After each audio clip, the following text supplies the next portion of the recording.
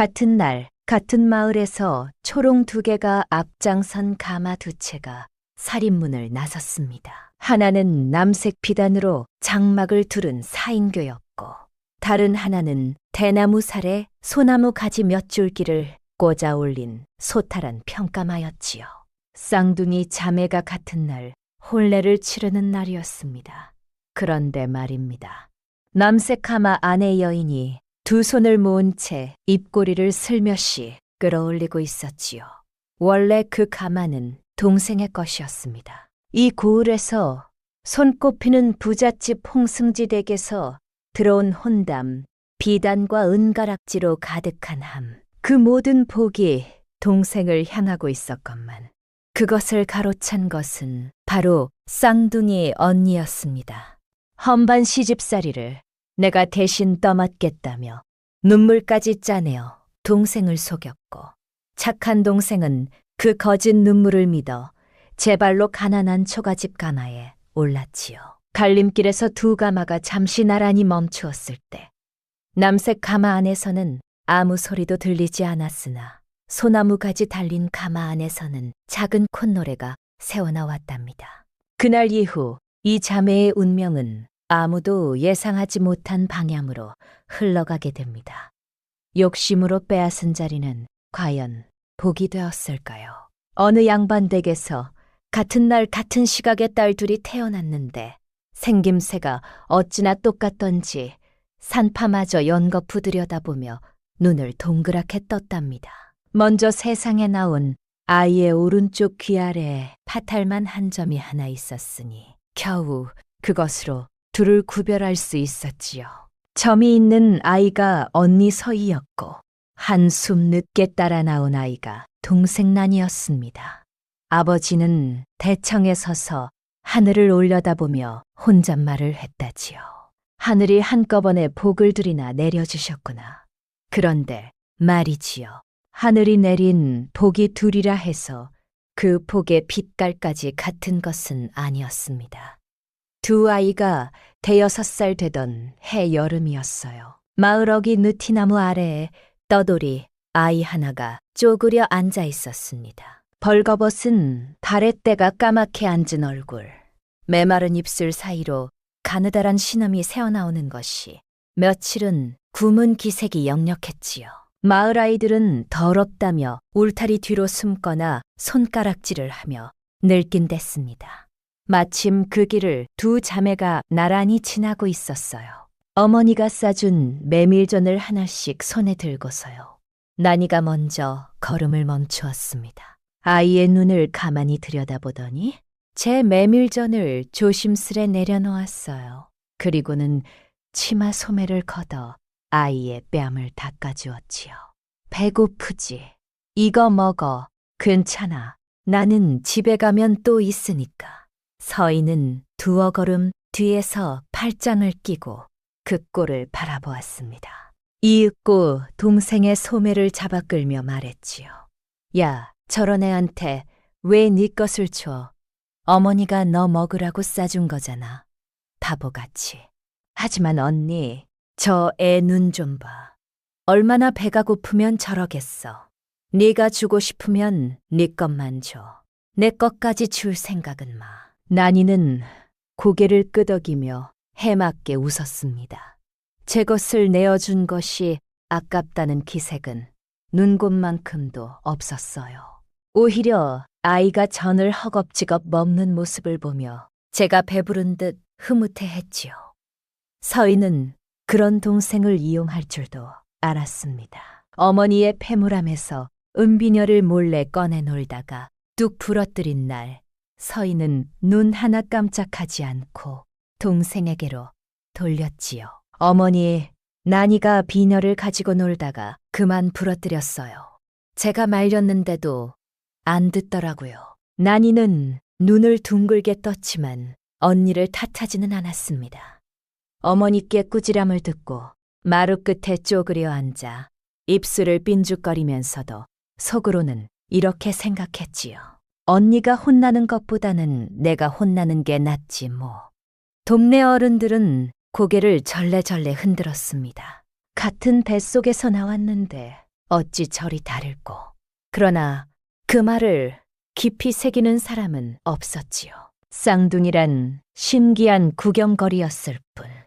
두 아이의 속이 얼마나 다른지 진지하게 들여다보는 어른은 드물었으니까요. 세월은 느티나무의 나이테가 새겨지듯 조용히 흘렀고 두 아이는 어느새 홍기찬 처자로 자라났습니다. 얼굴은 여전히 거울을 마주 세운 듯 똑같았으되 눈빛만은 달랐어요. 서희의 눈에는 늘 무언가를 재고 따지는 날카로운 빛이 감돌았고 난이의 눈에는 맑은 샘물 같은 온기가 고여 있었지요. 같은 뿌리에서 피어난 꽃이로되 향기가 다른 법. 이 두 자매의 앞길이 어디서 갈라지게 됐는지 그때는 아무도 짐작하지 못했답니다. 두 자매의 아버지 이참봉은 젊은 시절 꽤나 의리 있는 선비로 이름이 났던 사람이었습니다. 과거에는 뜻을 이루지 못했으나 집안이 넉넉했기에 고을에서 제법 행세를 하며 살았지요. 그런 이참봉에게 젊은 시절부터 형제처럼 지낸 벗이 하나 있었으니 그는 바로 정참봉이었습니다. 둘은 같은 서당에서 천자문을 떼고 같은 주막에서 술잔을 기울이며 세상 돌아가는 이치를 논하던 사이였지요. 20살 무렵 봄꽃이 흐드러지게 핀 어느 날 두 사람은 술기운에 얼굴이 벌겋게 달아올라 서로의 어깨를 붙잡고 이런 약속을 했답니다. 자네와 나 훗날 각각 자식을 두거든 서로 사돈을 맺세. 내 자식이 아들이면 자네 딸을 며느리로 맡겠고 자네 자식이 아들이면 내 딸을 보내겠네. 좋고 말고 우리 우정을 자식 때까지 잊지 않겠구나. 이건 하늘 아래의 맹세일세. 두 사람은 술잔을 부딪히며 크게 웃었고 그 약속은 세월이 흘러도 가슴 깊이 남아 있었지요. 그런데 세상일이란 것이 마음먹은 대로만 되지 않는 법이더이다. 이참봉의 살림은 해가 갈수록 불어났으되 정참봉의 집안은 정반대의 길을 걸었습니다. 먼저 부친이 억울한 누명을 쓰고 관직에서 쫓겨났고 이어 큰 가뭄이 농밭을 모조리 태워갔지요. 설상가상으로 돌림병까지 돌아 집안 어른 둘을 잃었으니 그야말로 엎친 데 덮친 격이었습니다. 한때 고을에서 손꼽히던 양반 가문이 10년 만에 기둥이고 담잔이고 무너진 빈집 신세가 되어버린 것이지요. 정참봉에게는 아들이 하나 있었습니다. 이름은 정도원이라 하였는데 가세가 기울어도 글 읽기를 놓지 않는 굳은 성품의 청년이었지요. 그러나 세상은 성품만으로 혼처를 내어주지 않았습니다. 어느 중매쟁이가 정참봉 댁 문을 기웃거리다가 허물어진 담장을 보고는 고개를 저으며 되돌아갔다는 이야기가 돌 정도였으니까요. 정참봉은 차마 옛 벗에게 먼저 입을 열지 못했습니다. 형편이 이 지경인데 어찌 젊은 날의 약속을 들먹이겠느냐며 술잔만 만지작거리다 한숨을 삼키기를 여러 해. 그런 벗의 사정을 전해들은 이참봉의 가슴이 편할 리가 없었지요. 어느 날 저녁 이참봉은 사랑채에 홀로 앉아 등잔불을 바라보며 긴 한숨을 내쉬었습니다. 마침 안채에서 건너온 부인이 조심스레 물었지요. 영감, 무슨 근심이 그리 깊소? 정참봉 내 아들, 혼처 말이오. 젊은 날 서로 사돈 맺자 한 약속이 있는데 지금 그 집 형편이 말이 아니니 우리 딸 중 하나를 보내야 하지 않겠소? 부인의 얼굴이 굳었습니다.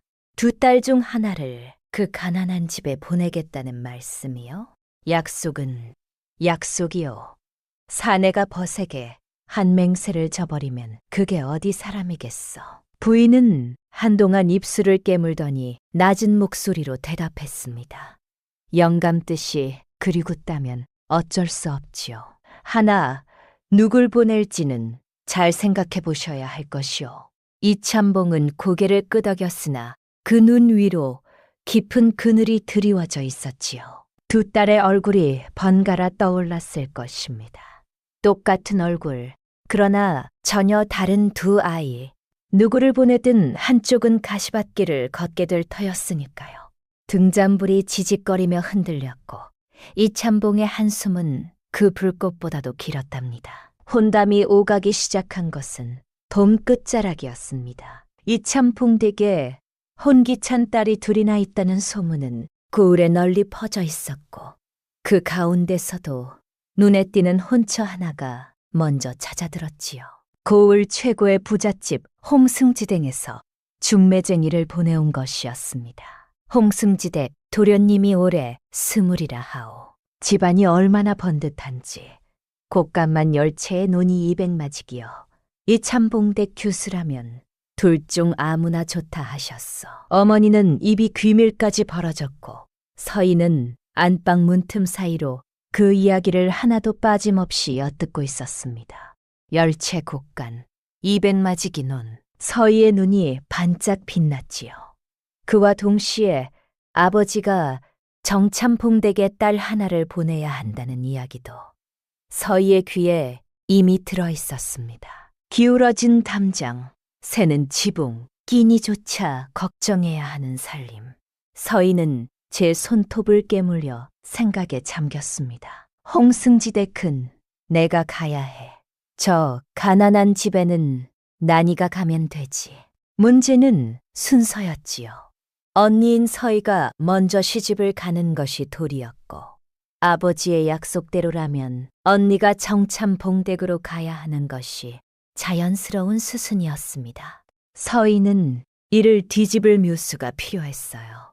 며칠을 근리하던 서희가 어느 날 저녁 난이의 방으로 슬며시 들어갔습니다. 난이는 창가에 앉아 바느질을 하고 있었지요. 서희는 동생 곁에 나란히 앉더니 걱정스러운 얼굴을 지으며 말을 꺼냈습니다. 난이야, 너 정참봉댁 이야기 들었지? 응. 아버지가 옛날 친구분께 약속을 하셨다며 그 집 아드님이 글을 참 잘 읽는다던데. 맞아. 근데 있잖아. 나 솔직히 걱정이 돼. 아무래도 언니인 내가 먼저 시집을 가야 하잖아. 그러면 아버지 약속 때문에 내가 정참봉댁으로 가게 되고 홍승지댁 혼담은 자연히 내게 가겠지. 난이가 고개를 갸웃했습니다. 그게 왜 걱정이야, 언니? 서희는 두 손을 꼭 모으며 눈을 내리깔았지요. 목소리에 떨림까지 섞어가며 말을 이었습니다. 나야 어디를 가든 상관없어. 근데 난이야, 홍승지댁이 소문을 들어보니 시어머니가 며느리를 종부리듯 한다더라고. 시집살이가 보통이 아니래. 네가 그 집에 가면 얼마나 고생하겠어. 넌 마음이 여려서 그런 데 가면 못 버텨. 난이의 눈이 걱정으로 살짝 흔들렸습니다. 서희는 그 틈을 놓치지 않았지요. 차라리 내가 홍승지댁에 갈게. 나는 성격이 좀 세니까 버틸 수 있어. 대신 너는 정참봉댁에 가. 거기는 비록 가난하지만 시부모님이 인자하시다잖아. 너한테는 그런 집이 맞아. 서희의 눈가에 물기가 맺혔습니다. 물론 짜낸 눈물이었지요. 그러나 난이가 그것을 알 리 없었습니다. 언니가 자기를 걱정해서 험한 시집살이를 대신 떠맡겠다는 것으로밖에 들리지 않았으니까요. 언니, 그러면 언니가 고생하잖아. 괜찮아. 언니니까 내가 편한 곳에서 웃고 살면 그걸로 됐어. 난이는 한참을 망설이다가 결국 고개를 끄덕였습니다. 언니가 그렇게까지 말하면 내가 아버지께 말씀드릴게. 내가 정참봉댁으로 가겠다고. 서희는 동생의 손을 꽉 잡으며 환하게 웃었습니다. 잘 생각했어. 난이야, 그렇게 하는 게 맞는 것 같아. 며칠 뒤 난이는 아버지 앞에 단정히 앉아 고개를 조아렸습니다. 아버지, 저를 정참봉 어른댁에 보내주세요. 가난해도 정이 있는 집이 좋겠습니다. 이 참봉은 딸의 말에 한동안 말이 없었지요. 이윽고 느린 목소리로 한마디를 하셨답니다. 그래, 네 뜻이 그러하다면 안방 밖에서 귀를 기울이고 있던 서희의 입꼬리가 살며시 올라갔습니다. 혼례날이 잡혔습니다.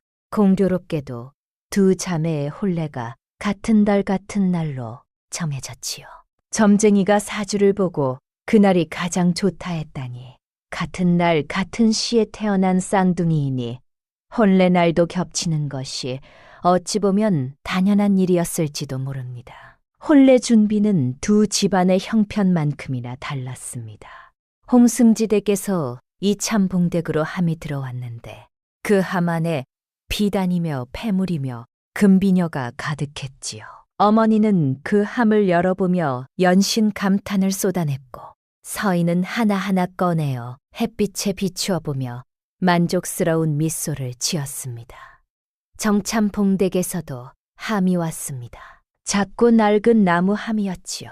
열어보니 무명한 필과 작은 의장도 하나, 그리고 접어놓은 편지 한 장이 들어있었습니다.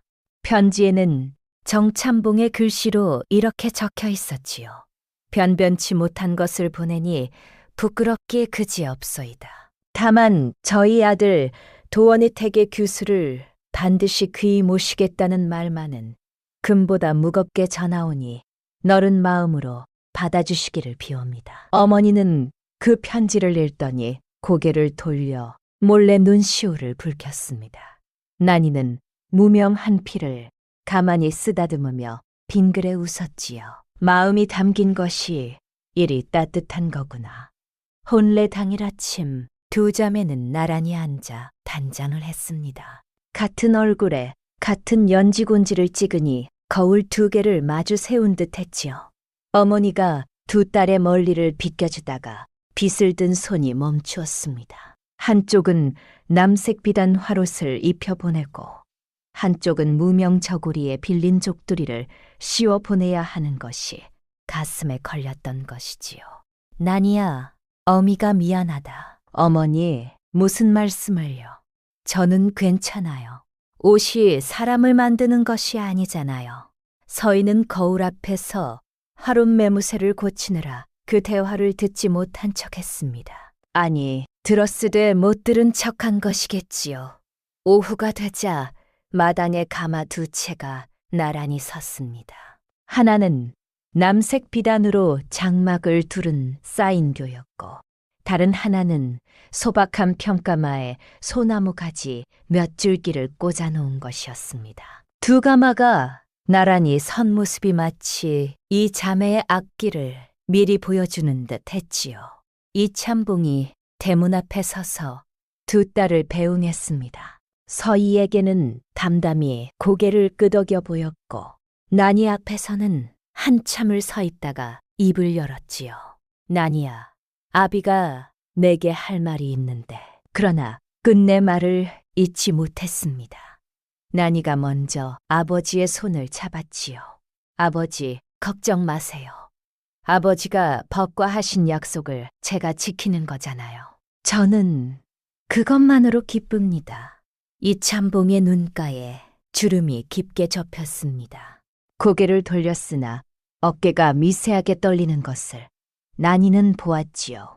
난이는 아버지의 등을 한 번 더 바라본 뒤 가마에 올랐습니다. 두 채의 가마가 대문을 나섰습니다. 남색 가마는 고을 큰 길을 따라 번듯한 기와집 쪽으로 향했고 소나무 가지 꽂힌 가마는 좁은 삿길을 지나 산 아래 허름한 초가 쪽으로 향했지요. 갈림길에서 두 가마가 잠시 나란히 멈추었을 때 서희의 가마에서는 아무 소리도 들리지 않았으나 난이의 가마 안에서는 작은 콧노래가 흘러나왔답니다. 같은 집에서 나온 두 자매가 서로 다른 길로 갈라지던 그 갈림길을 훗날 마을 사람들은 오래도록 기억했다지요. 소나무 가지 달린 가마가 멈춘 곳은 산자락 아래 조그마한 초가집이었습니다. 담장은 군데군데 허물어져 돌이 드러나 있었고 지붕 위형은 겨울을 넘기며 얇아질 대로 얇아져 있었지요. 마당이라고 해봐야 서너 발자국이면 끝에서 끝까지 닿을 만큼 좁았으나 누군가 정성스레 쓸어놓은 흔적이 역력했습니다. 마당 한 구석에는 주황빛 능소하 몇 포기가 옹기종기 심어져 있었는데 그것이 이 집의 유일한 치장이었지요. 가마에서 내린 난이가 처음 본 것은 집이 아니라 사람이었습니다. 대문 앞에 정참봉 내외와 아들 도원이 나란히 서 있었지요. 정참봉은 빛바랜 두포를 곱게 다려 입었으나 소매 끝이 헤어진 것까지는 감추지 못했고 부인은 난이를 보자마자 두 손을 모아 입가에 가져다 대며 눈물을 글썽였습니다. 아이고, 이렇게 고운 아가씨가 우리 집에 와주다니. 어서 오너라. 어서 와. 시어머니가 난이의 손을 덥석 잡았습니다. 그 손이 거칠고 투박했으나 온기만은 한겨울 아랫목 같았지요. 난이는 그 손을 잡는 순간 코끝이 찌개지는 것을 느꼈습니다. 정도원은 어머니 뒤에 서서 고개를 반쯤 숙이고 있었습니다. 귀끝이 붉게 물든 것이 수줍음을 감추지 못하는 사내의 모습은 그대로였지요. 난이와 눈이 마주치자 허리를 깊이 숙여 저를 올렸습니다. 먼 길 오시느라 고되셨을 텐데 변변찮은 집이라 송구할 따름이요. 난이는 고개를 저으며 대답했지요. 아닙니다. 마당의 능소아가 참 곱게 피었더군요. 이런 집이라면 마음이 편하겠습니다. 그 한마디에 정도원에 굳어있던 어깨가 스르르 내려왔고 시어머니는 난이의 손을 잡은 채 연신고개를 끄덕이며 안으로 이끌었습니다. 저녁 밥상이 차려졌습니다. 작은 소반 위에 보리밥 한 그릇, 된장찌개 하나, 호박나물 한 접시, 그리고 깍두기 한 보시기. 그것이 전부였지요. 시어머니는 연신 미안한 기색을 감추지 못하며 말했습니다. 며느리한테 이런 밥상을 차려주게 되다니. 원, 좀 더 있으면 텃밭에서 가지가 열릴 테고 가을에는 콩도 나올 거요. 그때는 좀 나아질 거야. 어머님, 이 된장찌개가 어찌 이리 맛이 깊습니까? 친정어머니 손맛과는 또 다른 깊은 맛이 있습니다. 시어머니의 얼굴이 활짝 펴졌지요. 시아버지 정참봉도 수저를 들며 조용히 미소를 지었습니다.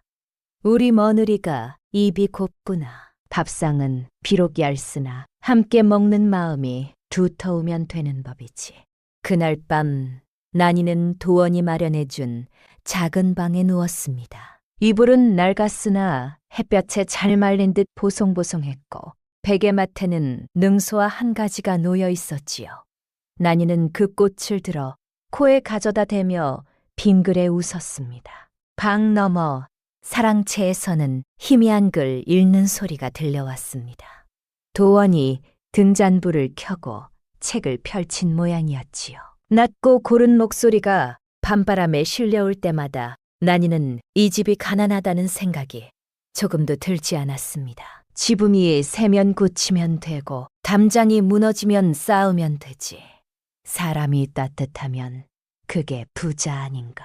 난이는 능소와 향을 맡으며 눈을 감았고 그 밤 참으로 오랜만에 깊은 잠이 들었다지요. 남색가마가 도착한 곳은 과연 대단한 집이었습니다. 솥을 때문에 높이만 해도 장정 둘이 팔을 뻗어야 닿을 만큼 우뚝했고 대문 양쪽에는 석등이 한 쌍 버티고 서 있었지요.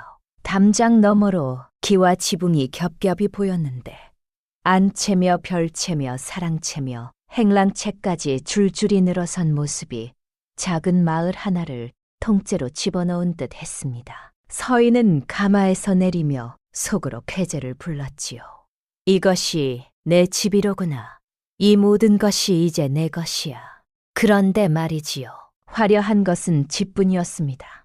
대문 안에 들어서자 하인들이 도열해 있었으나 고개를 숙인 채 인사하는 그 눈빛이 묘하게 차가웠습니다. 마치 새로 들어온 며느리를 맞는 것이 아니라 물건 하나가 추가된 것을 확인하는 듯한 눈이었지요. 시어머니는 대청마루 높은 자리에 앉아 부채를 붙이고 있다가 서희를 한번 훑어보고는 코끝으로 한마디를 던졌습니다.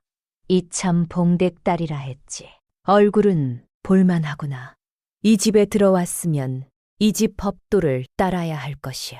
내 앞에서는 눈도 함부로 들지 말거라. 서희의 등줄기에 찬바람이 스치는 듯 했습니다. 그러나 더 큰 충격은 남편을 처음 마주한 자리에서 찾아왔지요.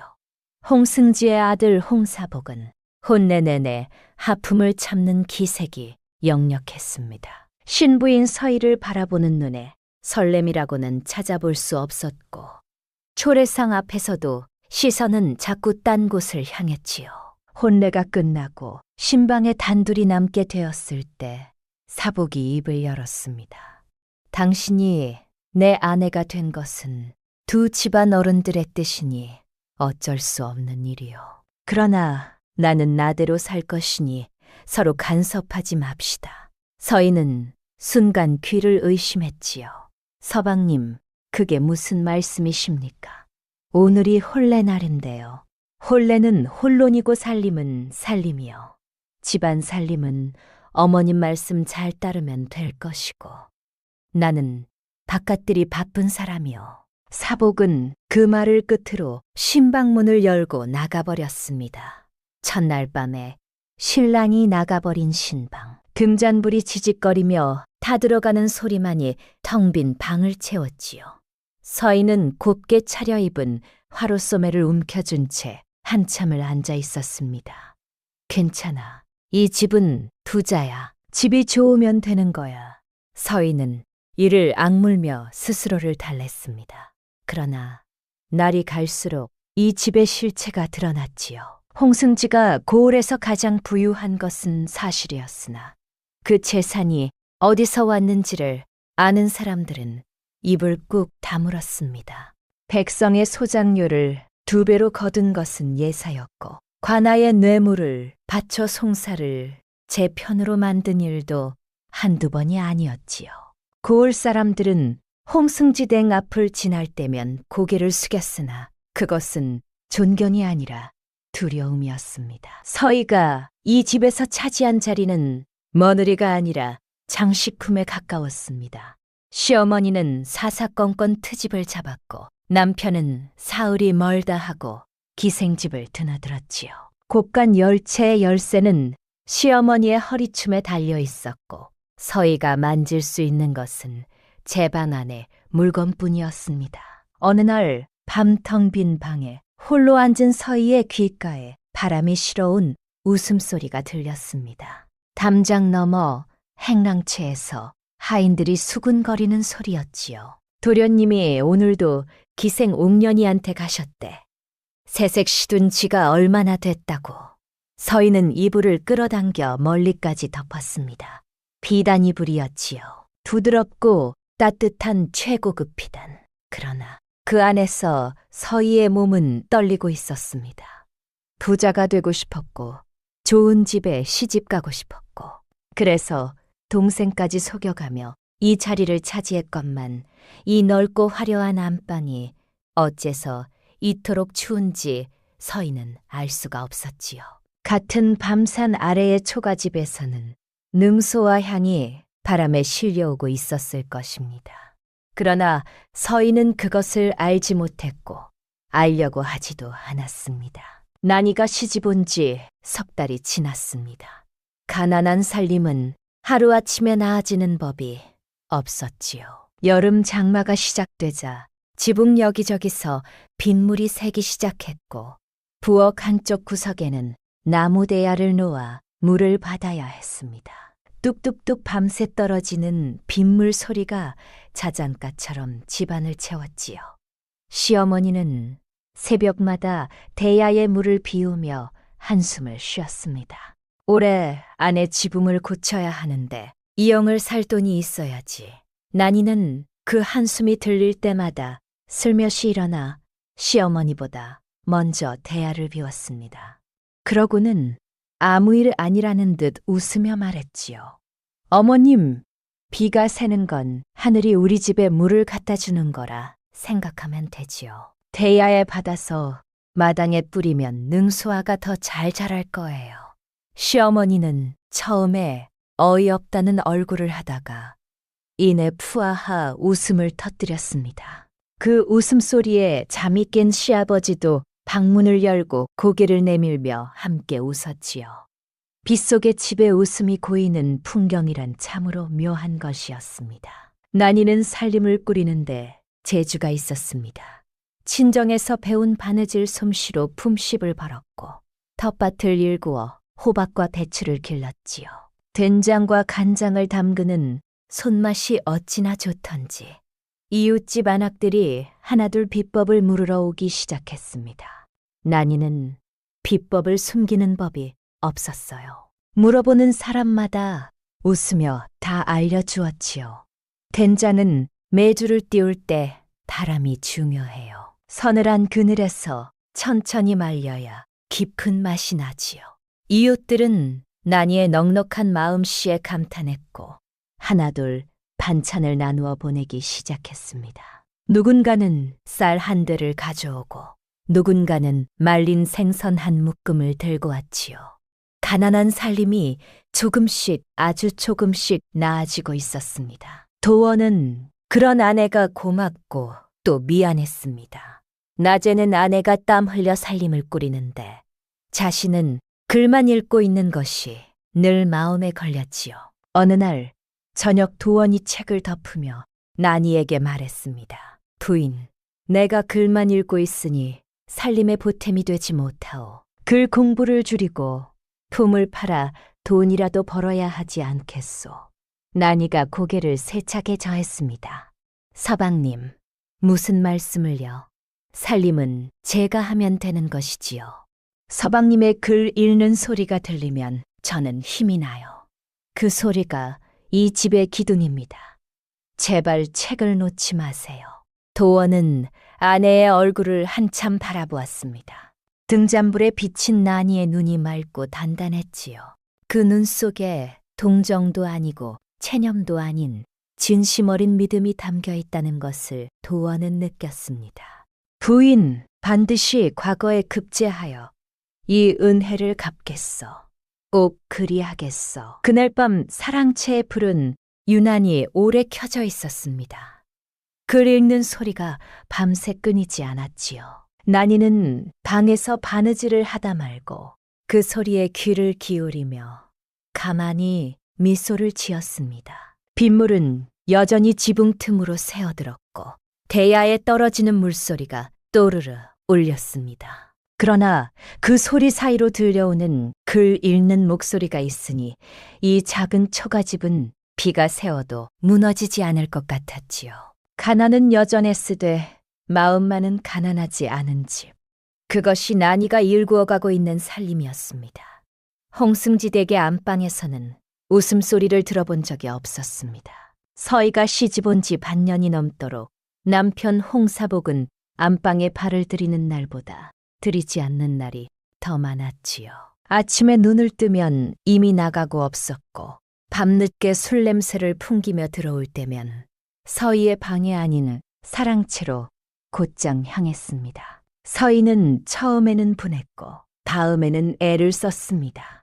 남편이 좋아한다는 음식을 수소문해서 정성껏 상을 차렸지요. 사복이 돌아오는 시간에 맞추어 단장을 하고 대문 앞에서 기다리기도 했습니다. 그러나 사복은 그런 아내를 귀찮다는 듯 흘낏 보고는 지나쳐버리기 일쑤였지요. 그래도 서희는 이 집을 버릴 생각이 없었습니다. 열채곡간과 200마지기 논, 비단 이불과 은수저가 놓인 밥상, 이것들을 놓치느니 차라리 남편의 무관심쯤은 견딜 수 있다고 생각했지요. 적어도 그날까지는요. 가을바람이 불기 시작하던 어느 날이었습니다. 대문 밖에서 가마 하나가 들어왔지요. 서희는 시어머니가 손님을 부른 줄 알고 안채에서 내다보았는데 가마에서 내린 것은 스물도 안 되어 보이는 젊은 여인이었습니다. 고운 비단 저고리에 붉은 치마, 얼굴에는 짙은 연지를 바르고 있었지요. 기생 차림이 분명했습니다. 홍사복이 그 여인의 손을 잡고 대문 안으로 들어서며 대청마루에 앉아있던 시어머니에게 아뢰었습니다. 어머니, 이 아이는 옥년이라 합니다. 오늘부터 이 집에서 살게 될 것이니 별채 하나를 내어주시지요.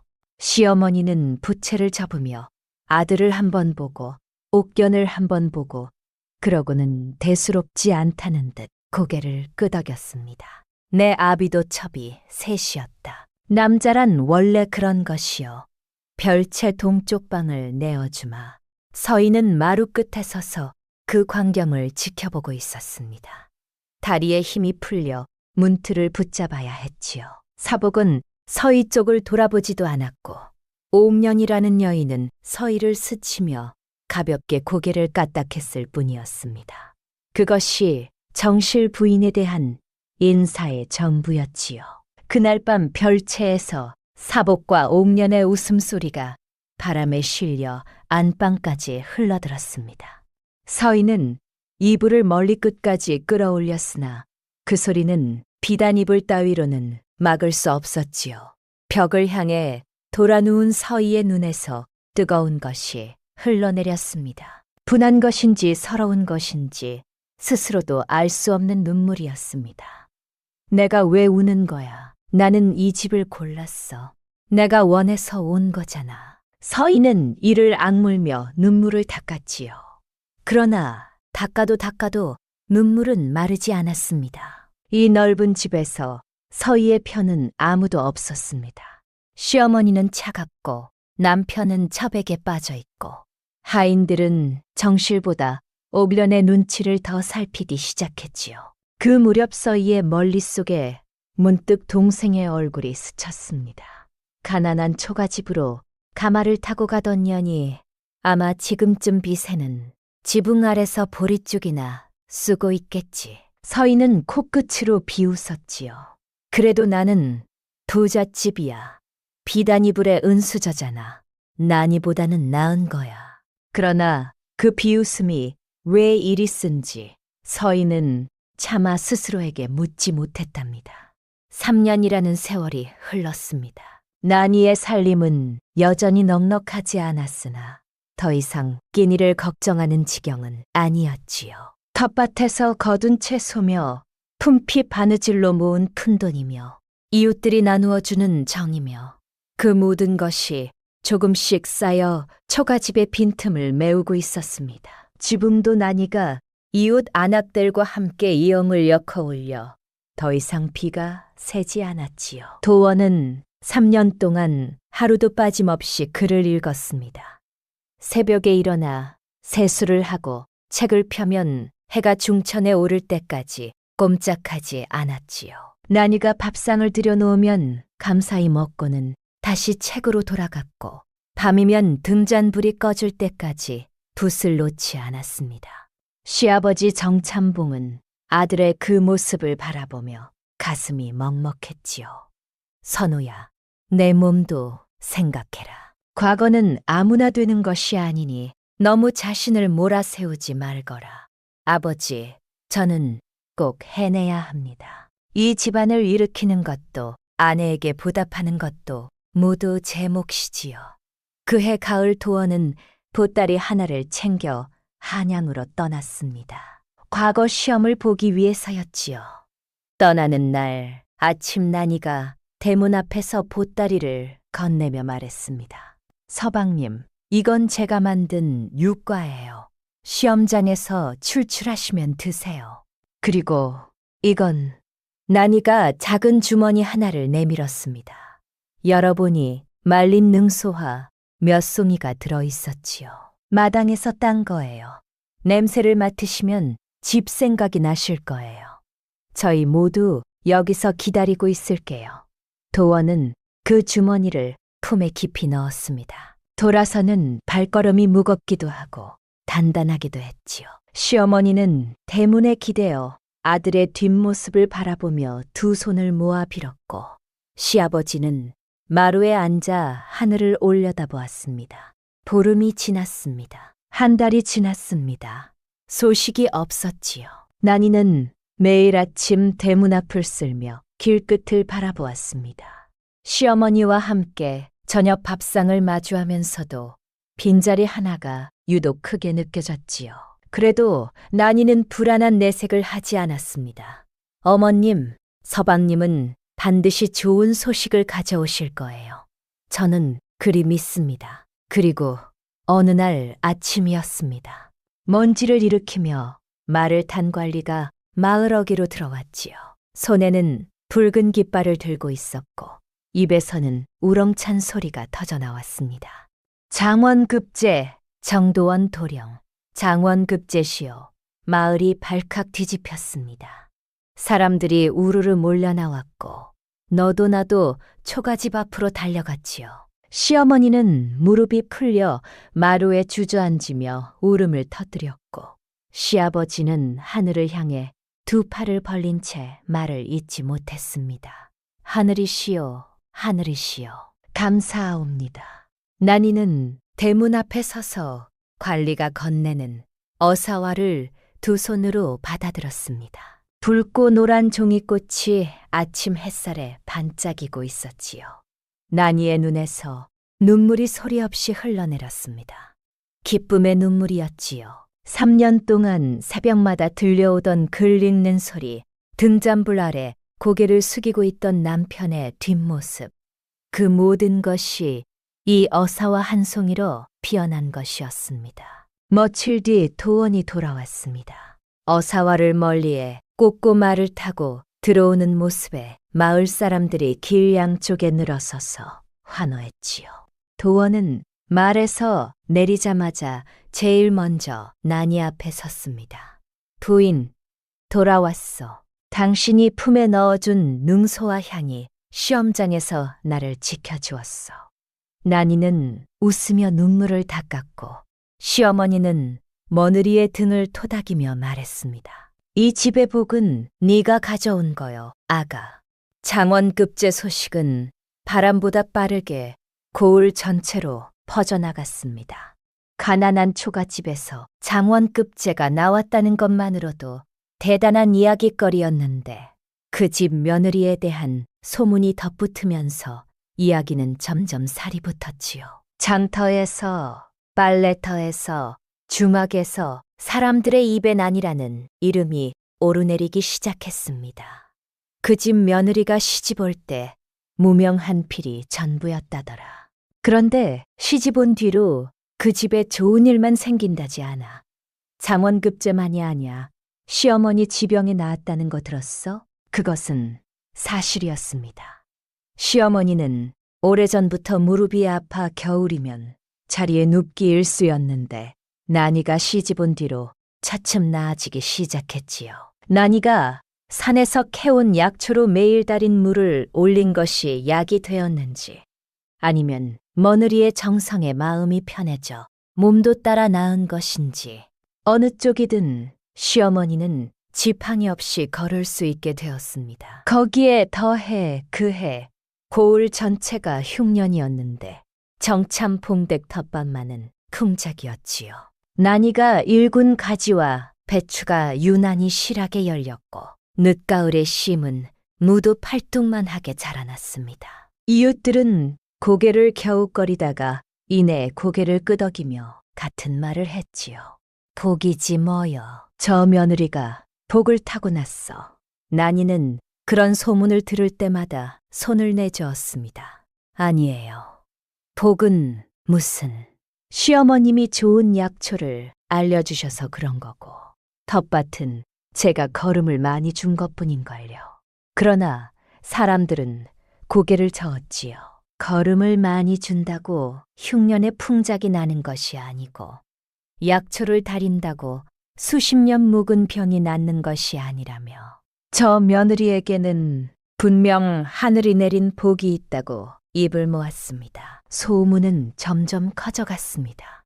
도원이 장원급제하여 벼슬길에 오르자 정참봉댁은 더 이상 가난한 초가집이 아니었지요. 관에서 내려온 녹봉으로 집을 고치고 담장을 새로 쌓았으나 난이는 살림이 나아져도 달라지는 것이 없었습니다. 여전히 직접 텃밭을 가꾸었고 이웃에게 반찬을 나누었고 마을에 어려운 일이 있으면 제 일처럼 나섰지요. 시아버지 정참봉은 마루에 앉아 며느리의 뒷모습을 바라보며 늘 같은 말을 되뇌었습니다. 이참봉, 그 양반이 우리 집에 보물을 보내주었구나. 복 타고난 며느리. 그 이름이 고을 전체에 퍼지는 데는 오랜 시간이 걸리지 않았습니다. 그리고 그 소문은 산을 넘고 들을 건너 마침내 한 사람의 귀에까지 닿았지요. 홍승지댕 안방에서 이를 악물고 있는 한 여인, 쌍둥이 언니 서희의 귀에 말입니다. 서희가 그 소문을 처음 들은 것은 장터에서였습니다. 시어머니 심부름으로 비단을 사러 나간 날이었지요. 포목점 앞에서 안압 둘이 멀리를 맞대고 이야기를 나누고 있었는데 그 내용이 서희의 발걸음을 멈추게 했습니다. 정참봉댁 이야기 들었어? 그 집 며느리가 시집 온 뒤로 좋은 일만 생긴대. 남편은 장원급제에 시어머니 병도 나았고 흉년에도 그 집만 풍작이래. 아이고, 그 며느리가 누군데 이참봉댁 딸이래. 쌍둥이 중에 동생이라던가. 사람들이 복 타고난 며느리라고 부른다더라. 서희의 손에 들린 비단 보자기가 구겨지는 줄도 몰랐습니다. 복 타고난 며느리. 그 말이 귀 속에서 뱅뱅 돌았지요. 내가 보낸 거, 내가 밀어넣은 그 가난한 집에서 장원급제가 나왔다고. 비세던 초가집 며느리가 고을에서 칭송을 받고 있다고. 집으로 돌아오는 길, 서희의 걸음은 점점 빨라졌습니다. 대문을 들어서니 별채에서 사복과 옥연의 웃음소리가 흘러나오고 있었지요. 하인 하나가 서희 앞을 지나치며 슬쩍 눈을 피했습니다. 요즘은 하인들조차 점실만님보다 옥연의 눈치를 먼저 보았지요. 서희는 안방문을 닫고 자리에 앉았습니다. 가슴이 부글부글 끓었지요. 난이가 복을 타고났다고?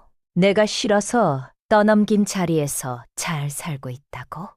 홍승지댕에서의 3년은 서희에게 지옥이나 다름없었습니다. 남편은 첩에게 빠져 안방을 거들떠보지 않았고 시어머니는 날이 갈수록 구박이 심해졌지요. 곡간 열채에 논 200마지기가 무슨 소용이랍니까? 서희가 쓸 수 있는 돈은 시어머니가 한 달에 한 번 쥐어주는 푼돈이 전부였습니다.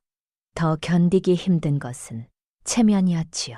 고을 사람들은 홍승지댁이 탐관오리의 집안이라는 것을 다 알고 있었습니다. 서희가 장터에 나가면 안악들이 수군거렸고 등 뒤에서 손가락질이 따라붙었지요. 저댁 며느리 불쌍하다. 남편은 기생첩한테 빠져있고 시어머니는 독사 같고. 불쌍하다는 말이 서희에게는 가장 큰 모욕이었습니다. 부잣집에 시집 간 것이 자랑이어야 하는데 돌아오는 것은 동정분이었지요. 그런데 이제는 동생이 복 타고난 며느리로 칭송받고 있다니. 그날 밤 서희는 잠을 이루지 못했습니다. 천장을 노려보며 이런저런 생각이 꼬리에 꼬리를 물었지요. 난이의 해맑은 얼굴이 떠올랐습니다. 어릴 적 떠돌이 아이에게 메밀전을 건네며 웃던 그 얼굴. 아버지 앞에서 정참봉댁에 가겠다고 고개를 조아리던 그 얼굴.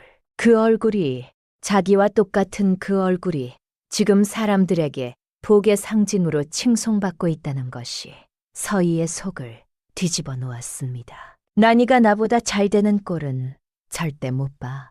못 본다고. 서희의 눈이 어둠 속에서 차갑게 빛났습니다. 그 눈빛 안에서 무언가가 싹트고 있었지요. 질투라 부르기에는 너무 깊고 미움이라 부르기에는 너무 오래된 감정. 어린 시절부터 동생을 이용하고 속이면서도 한 번도 들키지 않았다는 자신감이 그 감정에 기름을 부었습니다. 한번 해볼까? 내가 만든 자리에서 내가 거두지 못한 복을 난이가 누리게 놔둘 수는 없지. 서희는 천천히 자리에서 일어나 등잔불을 켰습니다. 그리고 벼루의 먹을 갈기 시작했지요. 먹물이 벼루 위에서 까맣게 풀려가는 것이 마치 서희의 마음속 어두운 것이 형태를 갖추어가는 것 같았답니다. 서희가 편지를 보낸 곳은 친정마을이었습니다. 받는 이는 이참봉댁에서 오래 일했던 옛 하인 막손이라는 사내였지요. 막손이는 몇 해 전 이참봉댁에서 곡식을 훔치다 들켜 쫓겨난 자로 품삯일이라면 닥치는 대로 하며 주막 구석에서 하루하루를 이어가고 있었습니다. 돈 앞에서라면 무슨 일이든 마다하지 않을 위인이었지요. 편지에는 이렇게 적혀 있었습니다. 내가 시킨 일을 하면 은자 10랭을 주겠다. 내가 할 일은 어렵지 않다. 정참풍댁 며느리에 대한 소문을 하나 퍼뜨리면 된다. 자세한 것은 만나서 이르겠으니 보름 뒤 장터 뒷골목 주막으로 오너라. 막손이는 편지를 받고 눈을 동그랗게 떴지요. 은자 10랭이라면 반년은 놀고 먹을 수 있는 돈이었습니다. 그 길로 허름한 짐을 챙겨 홍승지대기에 있는 고을로 향했지요. 보름 뒤 장터 뒷골목 주막, 서희는 흰 천으로 얼굴을 가린 채 구석자리에 앉아 있었습니다.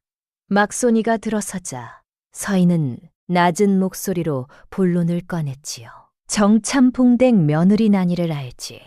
아, 이참봉댁 작은 아씨요? 어릴 적에 본 적은 있지요. 그게 집이 요즘 복 타고난 며느리라고 고을에서 침송을 받고 있어. 그 소문을 뒤집어야 해. 막손이가 고개를 갸웃했습니다. 뒤집다니, 어떻게요? 서희는 품에서 접은 종이 한 장을 꺼내 탁자 위로 밀었습니다. 막손이가 펼쳐보니 거기에는 촘촘한 글씨로 이런 이야기가 적혀 있었지요. 정참봉댁 며느리가 사실은 무당의 딸이며 요사스러운 술법으로 남편을 장원급제시키고 시어머니의 병을 고쳤다는 것.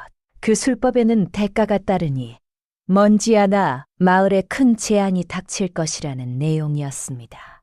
이 이야기를 장터와 빨래터, 주막에 퍼뜨려 내가 직접 말하지 말고 여기저기서 자연스레 흘려 떠돌이 점쟁이가 그런 말을 했다더라 하는 식으로 막손이는 종이를 다시 접으며 입맛을 다셨습니다. 은자 10랭이라 하셨지요. 소문이 제대로 퍼지면 15냥을 주마. 막손이의 눈이 번뜩였지요. 고개를 깊이 숙이며 대답했습니다. 서희는 자리에서 일어나며 마지막으로 한마디를 덧붙였습니다. 절대 내 이름이 나오면 안 돼. 이것이 누구의 지시인지 알려지는 순간 너는 은자가 아니라 곤장을 맞게 될 거야. 알겠지? 막손이가 연신 고개를 조아리며 물러났지요. 주막을 나선 서희는 입술을 깨물었습니다. 가슴 한 구석이 뜨끔거렸지요. 동생의 얼굴이 불현듯 떠올랐습니다. 어릴 적 은비녀가 부러졌을 때 대신 꾸지람을 듣고도 웃어주던 그 해맑은 얼굴. 시집 가는 날 가마 안에서 콩노래를 흥얼거리던 그 목소리. 서희는 고개를 세차게 흔들었습니다. 아니야. 난이는 내가 버린 자리에서 곡을 주워 먹고 있는 거야. 원래 내 것이었어야 할 복이라고. 그렇게 스스로를 다독이며 서희는 홍승지 댁으로 발걸음을 돌렸습니다. 등 뒤로 장터의 웅성거리는 소리가 멀어져 갔지요. 독한 씨앗은 이미 뿌려졌습니다. 그것이 어떤 열매를 맺을지, 그리고 그 열매의 독이 누구에게로 돌아갈지 서희는 미처 생각하지 못했답니다. 막손이에게 소문을 맡긴 것만으로는 성에 차지 않았던 모양입니다. 서희는 며칠을 더 굴리한 끝에 직접 동생을 찾아가기로 마음먹었지요. 소문만으로 난이를 무너뜨리기에는 시간이 오래 걸릴 터이니 안에서부터 흔들어 놓을 장치가 하나 더 필요했던 것입니다. 서희는 홍승지 댁곳간에서 몰래 빼낸 명주 한 필과 약재 보따리를 들고 정참봉댁을 찾았습니다. 쌍둥이 언니가 찾아왔다는 소식에 난이가 대문까지 뛰어나왔지요. 언니, 세상에, 이게 얼마만이야. 난이는 서희의 두 손을 덥석 잡으며 눈시울을 붉혔습니다. 시집간 뒤 한 번도 만나지 못했으니 3년이라는 세월이 그 사이에 쌓여 있었지요. 서희의 얼굴이 야위어 있다는 것을 난이는 한눈에 알아보았습니다. 언니, 많이 힘들었지. 얼굴이 왜 이래? 어서 들어와. 밥 먹었어. 서희는 준비해온 다정한 표정을 지으며 안으로 들어갔습니다. 시어머니에게 정중히 절을 올리고 시아버지에게도 인사를 건넸지요. 명주와 약재를 내놓으며 말했습니다. 시댁에서 좋은 것이 들어와서 동생에게 나누어 주려고 가져왔습니다. 이 약재는 시어머니 몸보신에 좋을 것이에요. 시어머니는 연신 고맙다며 손을 잡았고 난이는 언니의 마음 시시미에 감동하여 눈물까지 글썽였지요. 그러나 서희가 진짜 심어두려는 것은 명주 속에 있었습니다. 저녁 무렵 자매가 단둘이 남게 되었을 때 서희가 슬며시 운을 띄웠지요. 난이야, 사실 언니가 오늘 온 것은 선물만 주려는 게 아니야. 너한테 꼭 해줄 이야기가 있어서. 무슨 이야기인데, 언니? 서희는 목소리를 낮추며 걱정스러운 표정을 지었습니다. 어릴 적 난이를 속일 때 쓰던 바로 그 얼굴이었지요. 난이의 눈이 살짝 흔들렸습니다. 서희는 그 틈을 놓치지 않았지요. 서희의 눈가에 눈물이 맺혔습니다. 이번에는 짜낸 것이 아니었지요. 홍사복에게 쌓인 서름이 저절로 흘러나온 진짜 눈물이었습니다. 그 눈물이 오히려 거짓말에 진심의 무게를 실어주었지요. 난이는 언니의 눈물을 보며 가슴이 아팠습니다. 저고리 소매로 언니의 눈물을 닦아주며 조심스레 물었지요. 서희는 고개를 끄덕이며 동생의 손을 잡았습니다. 그러면서 속으로는 생각했지요. 지금은 작지만 소문이 퍼지고 세월이 흐르면 이 씨앗이 싹을 트울 것이라고. 돌아가는 길 서희는 한 번도 뒤를 돌아보지 않았습니다. 대문 앞에서 손을 흔드는 난이의 모습을 그 해맑은 웃음을 보았다면 어쩌면 마음 한구석이 흔들렸을지도 모를 일이지요. 그러나 서희는 끝내 돌아보지 않았답니다. 막손이는 제 몫을 충실히 해냈습니다. 처음에는 장터 구석 주막에서 시작되었지요. 술에 취한 떠돌이 하나가 혼잣말처럼 주멀거렸습니다. 정참 봉댕 며느리 말이야. 그거 알아? 떠돌이 점쟁이가 그러는데 그 여인이 무당의 피를 받았다더라. 요사스러운 술법으로 남편 출세시키고 시어머니 병도 고쳤다는데 그런 술법에는 반드시 대가가 따른다지 않아.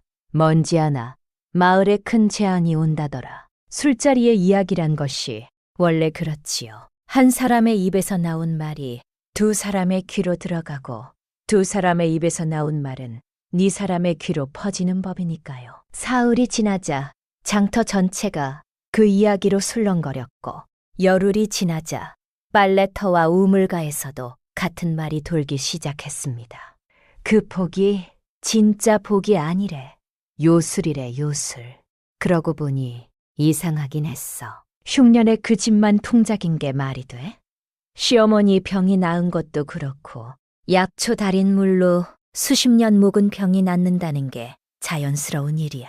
사람의 마음이란 묘한 것이어서 좋은 소문에는 반신반의하면서도 나쁜 소문에는 쉬이 귀를 기울이는 법이지요. 어제까지 복타고난 며느리라 칭송하던 사람들이 오늘은 고개를 켜웃거리며 의심의 눈초리를 보내기 시작했습니다. 변화는 서서히 그러나 분명하게 찾아왔지요. 이웃 안악들의 발걸음이 뜸해졌습니다. 반찬을 나누러 오던 사람들이 하나둘 오지 않았고 길에서 마주치면 눈을 피하는 이가 늘어났지요. 난이는 처음에는 바쁜가 보다 생각하며 대수롭지 않게 여겼습니다. 그러나 장터에서 있었던 일은 대수롭지 않게 넘길 수가 없었지요. 그날 난이는 장터에서 두부를 사고 있었습니다. 옆에서 안악 둘이 수군거리는 소리가 또렷이 들려왔지요. 저 여자야, 저 여자. 무당의 피를 받았다는 우시. 들어. 눈이 마주치면 홀린다더라.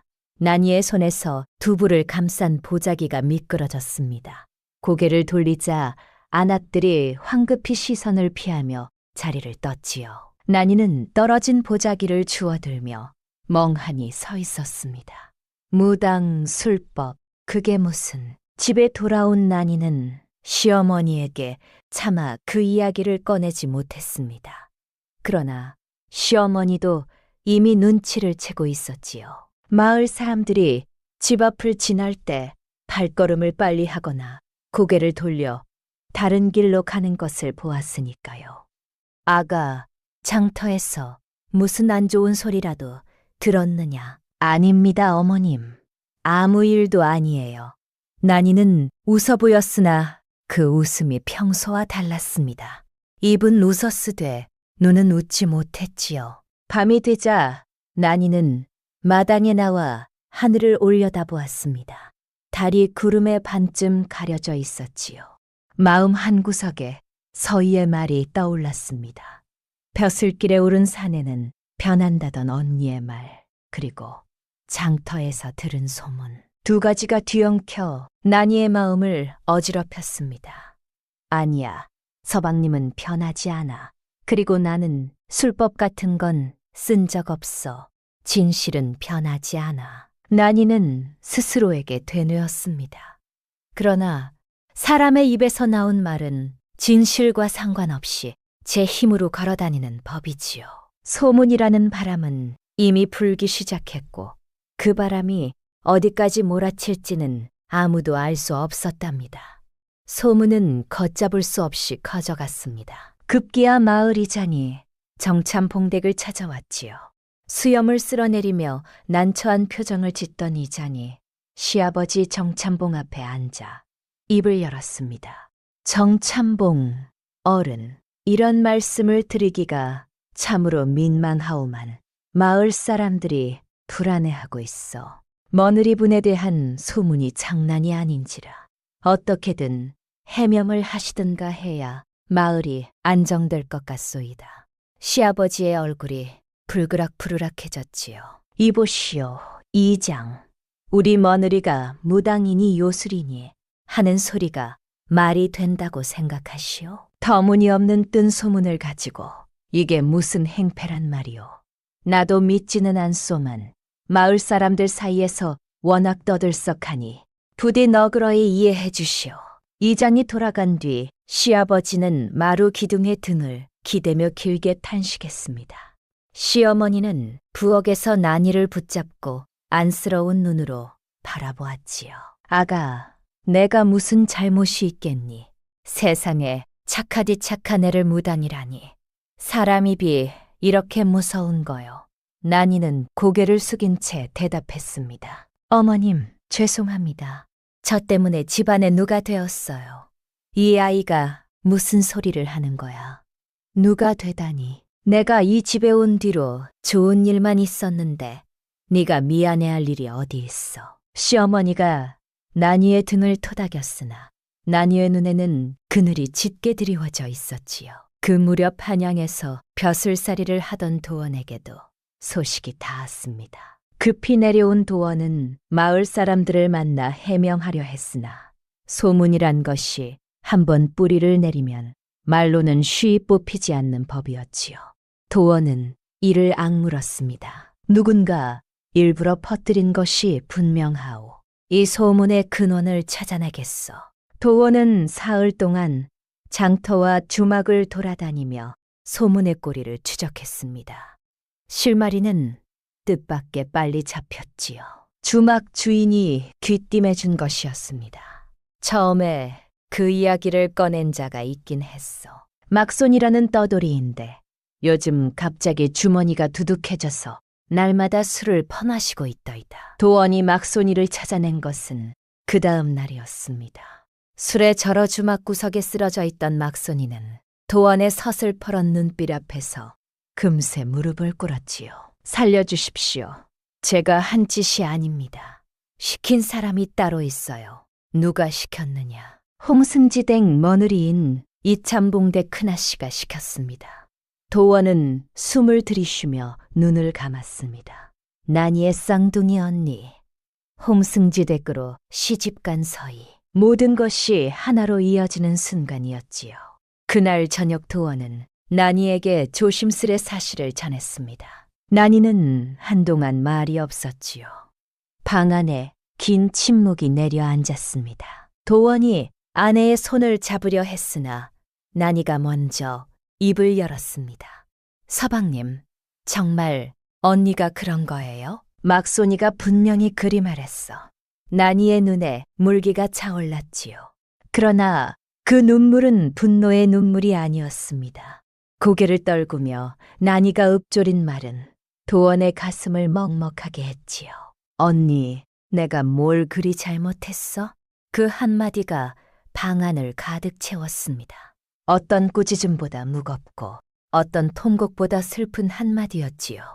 아무것도 이해할 수 없는 사람이 던지는 순수한 물음만큼 날카로운 칼이 또 있을까요? 도원은 아내의 어깨를 감싸 안았고 난이는 소리 없이 오래오래 울었답니다. 서희의 음모가 드러난 것과 때를 같이하여 홍승지 댁에도 거센 바람이 불어닥쳤습니다. 새로 부임한 고을 원님이 강직한 인물이었지요. 부임하자마자 백성들의 진정서가 산더미처럼 쌓였는데 그 가운데 절반이 홍승지에 대한 것이었습니다. 소장료를 2배로 거두니 관아의 뇌물을 바쳐 송사를 뒤집으니 남의 땅을 억지로 빼앗으니 그동안 눌려있던 백성들의 원성이 한꺼번에 터져나온 것이지요. 관아의 조사가 시작되자 홍승지는 안절부절 못했습니다. 뇌물로 막으려 했으나 세원님은 꿈쩍도 하지 않았지요. 열흘도 채 되지 않아 홍승지의 죄상이 낙낙이 드러났고 관아에서 포졸들이 들이닥쳤습니다. 홍승지가 끌려나가던 날 대문 앞에 구경꾼들이 인산인해를 이루었지요. 그 많던 재산이 다 남의 것이었구먼. 천벌이여 천벌. 악독하게 모은 것은 결국 일이 되는 법이야.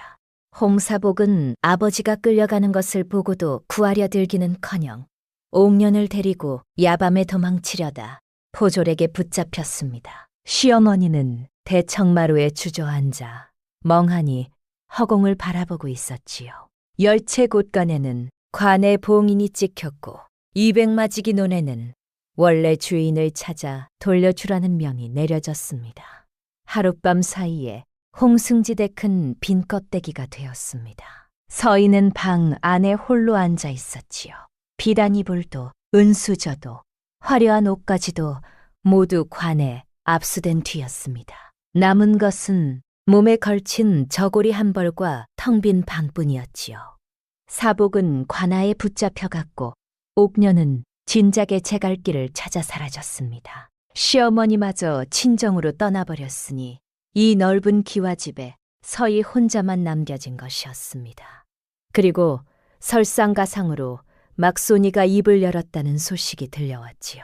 난이에 대한 거짓 소문을 퍼뜨린 배후가 홍승지댁 며느리 서시라는 사실이 고을 전체에 알려진 것입니다. 사람들의 눈초리가 순식간에 뒤집혔지요. 서희는 더 이상 대문 밖으로 나갈 수 없었습니다.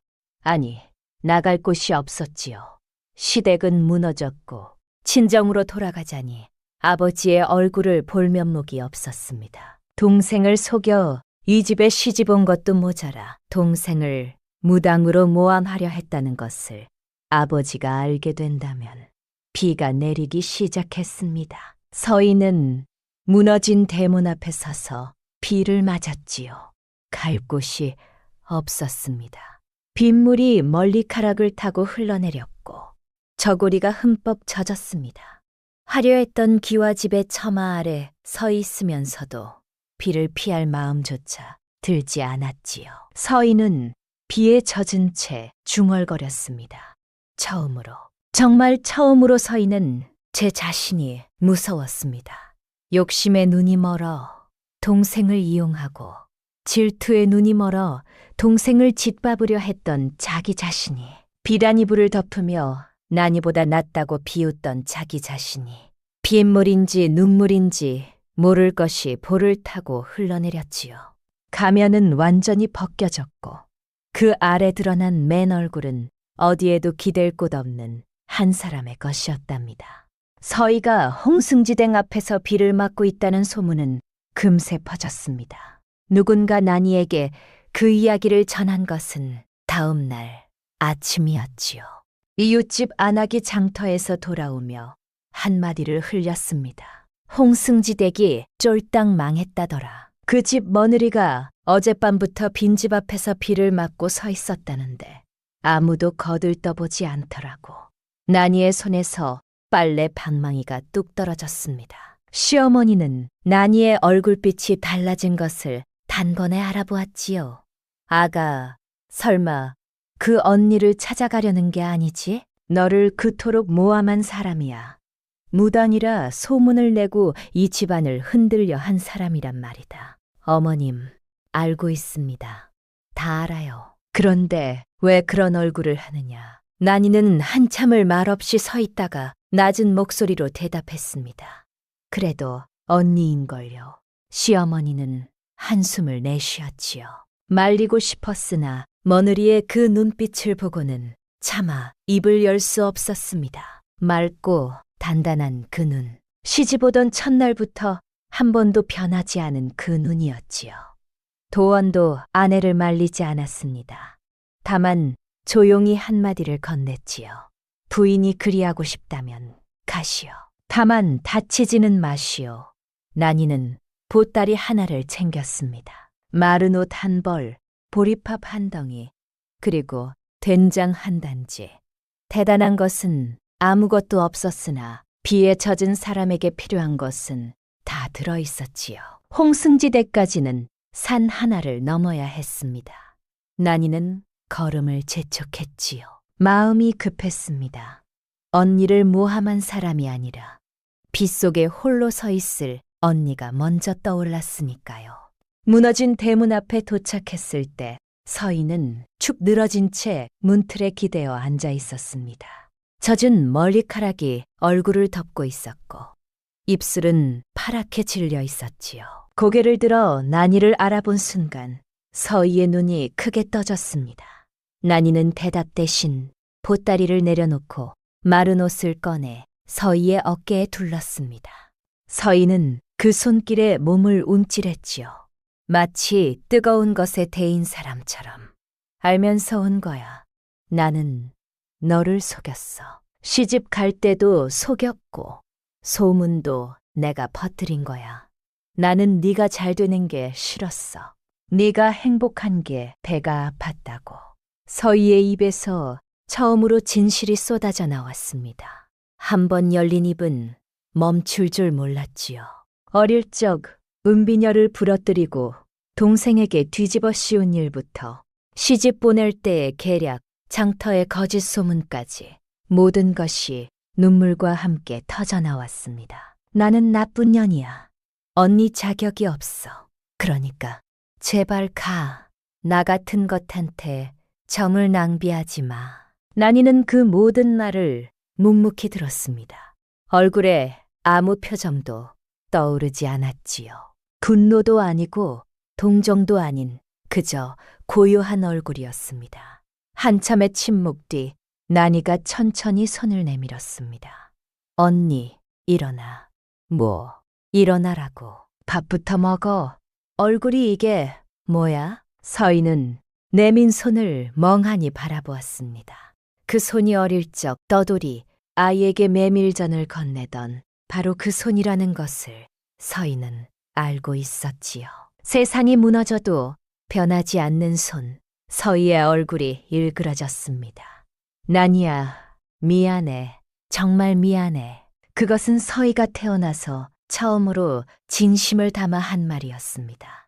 나니는 아무 말 없이 언니의 손을 잡아 일으켜 세웠지요. 서희가 나니의 어깨에 얼굴을 묻고 울기 시작했고 나니는 그 등을 가만히 토닥여 주었습니다. 무너진 대문 앞에서 똑같은 얼굴을 한두 여인이 부둥켜 안고 울고 있는 모습을 지나가던 나그네가 멀찍이 서서 보았다지요.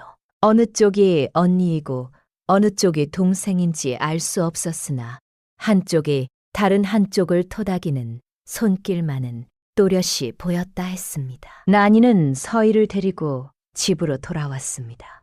시어머니는 대문 앞에서 두 사람을 보고 한동안 말이 없었지요.